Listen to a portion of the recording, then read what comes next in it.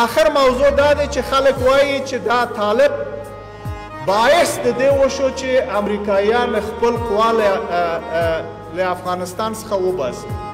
روژې میاشت ده، زه طهارت لرم، مسلمان یم، د ستاسو د یو هموطن سوګند خورم چې 2 کاله مخکې همدغه زموږ او تاسو رئیس صاحب جمهور ترامپ ته خط ولیکل او په خط کې وویل که تاسو غواړئ خپل قوا زموږ له خاوره څخه وباسئ زه هرکلی. خو یوازینی شی چې موږ د تاسو نه غواړو دا ده چې نیټه د قوا د ایستلو موږ سره ووایي تر څو چې موږ خپل چمتووالی او آمادګي ولرو. دا و د موږ غوښتنه.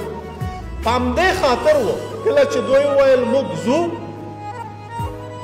موږ غبرګون وویل دا و چې په خیر ورسئ خپل وطنو ته.